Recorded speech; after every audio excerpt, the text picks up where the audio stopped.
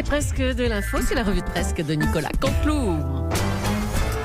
Et on vous retrouve tout de suite, Mathieu Béliard, pour le rappel de l'actualité. Oui, merci Julie. Et je voudrais remercier toutes les équipes d'Europe 1 pour ces duplex, ces interviews. Merci à Sonia Mabrouk pour cette interview très réussie d'Ariel Dombal, vous l'avez entendu ce matin.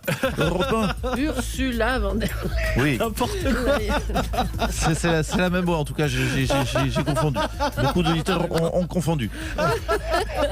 Europe 1, vous l'avez compris, aujourd'hui, donc toujours mobilisé pour vous faire vivre ce confinement. D'ailleurs, nous les journalistes de la matinale, on a même un groupe WhatsApp, autant vous le dire, on va rien vous cacher, pour échanger au quotidien. Alors on échange, on va tout vous dire aussi, surtout sur la bouffe, il faut avouer. C'est un groupe WhatsApp de bouffe. Voilà. Le monde s'écroule et nous on échange des recettes de cuisine. Jérôme Lacroix fait des flammes cuques, Hélène Zélani sait faire du boudin blanc, Laurent Cabrol du poulet au pastis. Mais bon, sans bien sûr abuser du poulet. Voilà. Moi j'ai quand même été plus complet, plus exhaustif. J'ai dit quand même que je faisais des carbonara avec de la saucisse et de la tomate. Voilà, il faut être quand même précis, honnête et intellectuellement. C'est plus des carbonara. Des cabrolara, il a dit. Cabrolara, oui. Des cabrolara. Vous voyez, chers auditeurs, on est vraiment mobilisés. Quand j'étais jeune, j'avais un groupe de rock. Maintenant, j'ai un groupe de bouffe. Voilà, on grandit comme on J'ai peut. une brigade, Nicolas. Une brigade. Oui, parce qu'il y a un R, brigade. Alors, l'info du jour, c'est Édouard Philippe. Revenons un petit peu sérieux, parce qu'on est quand même aussi là pour ça, pour vous informer, écouter le monde changer. Édouard Philippe qui a annoncé hier que cette année, le bac pourrait s'obtenir sur contrôle continu.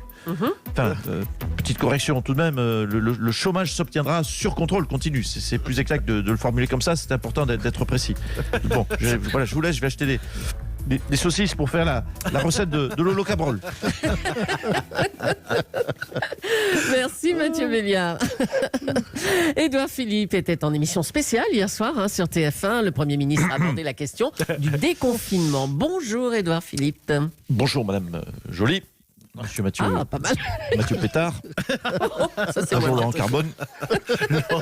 Bonjour à tous. Voilà, écoutez concernant la déconfiture du pays, le déconfinement. Le déconfinement du pays, la lapsus révélateur. En même temps, ça va être un petit peu pareil.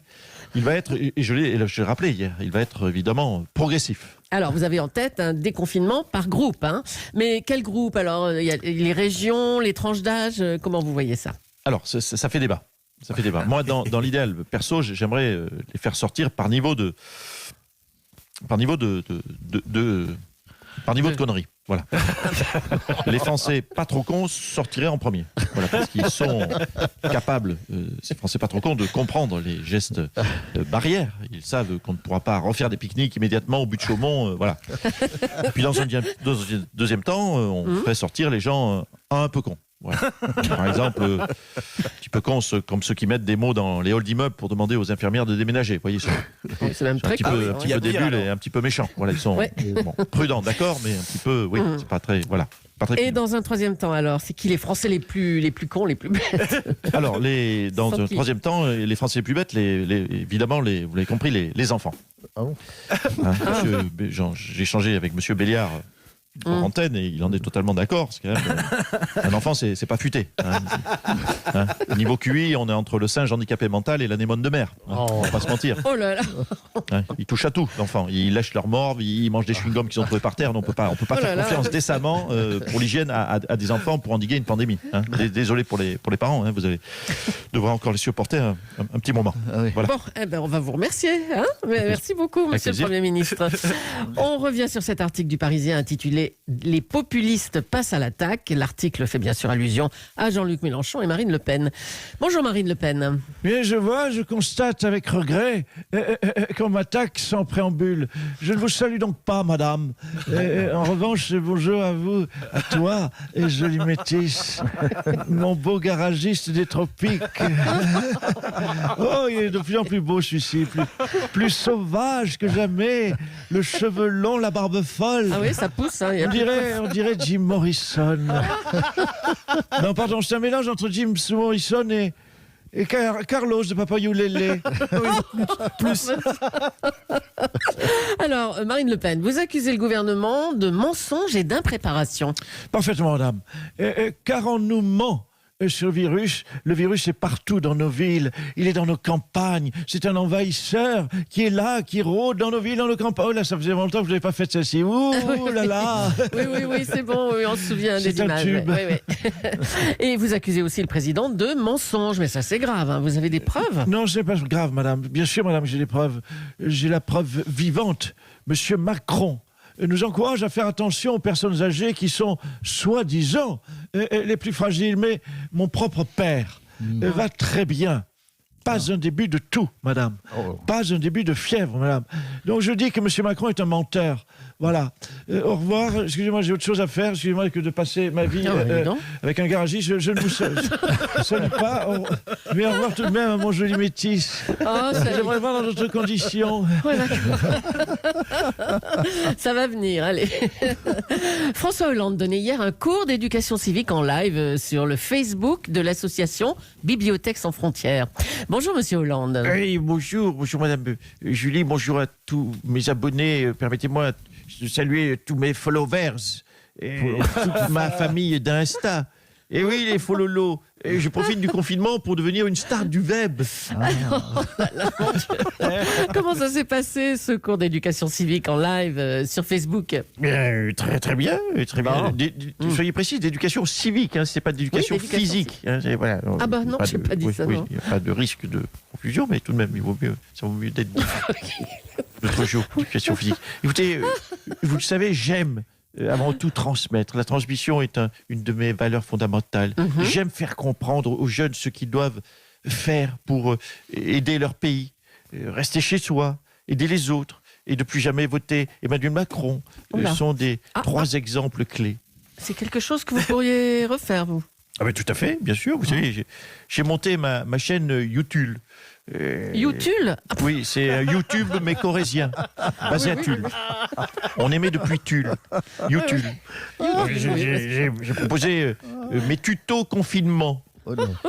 Mais je peux vous le lire, oui, tout à fait. J'aimerais beaucoup. Hein, vous dites ce que vous en pensez. Hein. Salut les followers. Aujourd'hui, dans Onglande avec Hollande, je vous propose un tuto confinement. Comment faire pour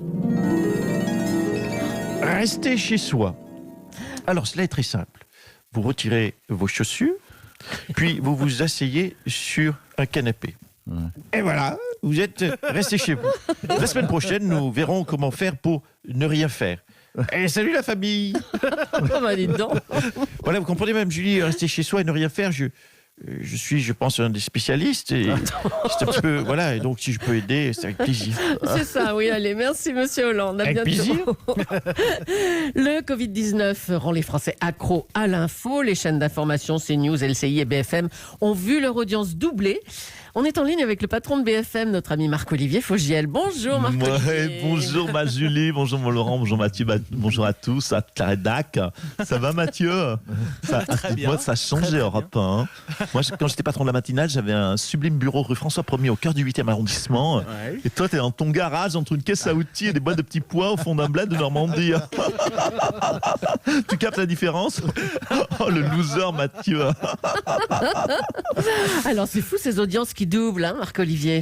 Ben non Julie, c'est fou, c'est pas fou, ça s'appelle juste un vrai professionnel, c'est tout. Moi quand je déboule sur un média, je double l'audience, voilà, c'est comme ça.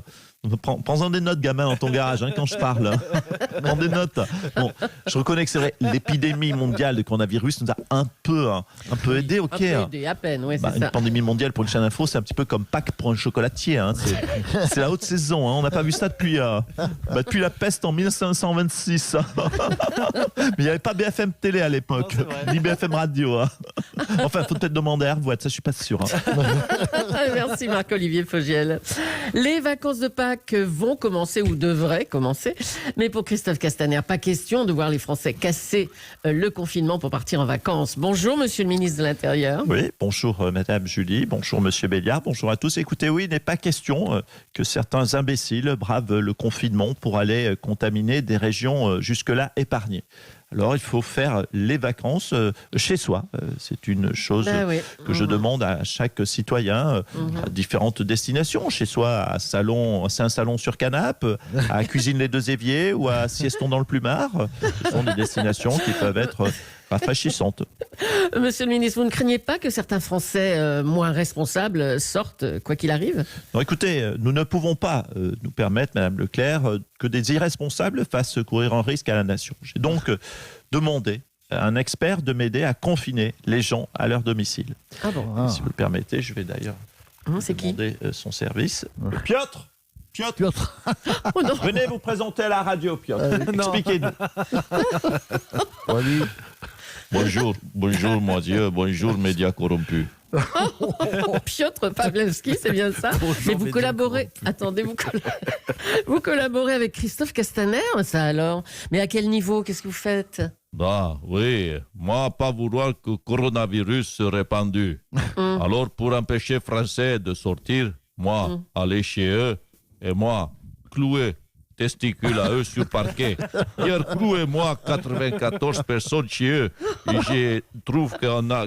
Voilà, je le Français qui s'enfuit. Excusez-moi. Arrête-toi, toi. Arrête-toi. Non, mais il est con, quoi. Non, mais toi, pas bouger. Non, stop. Non, arrêtez.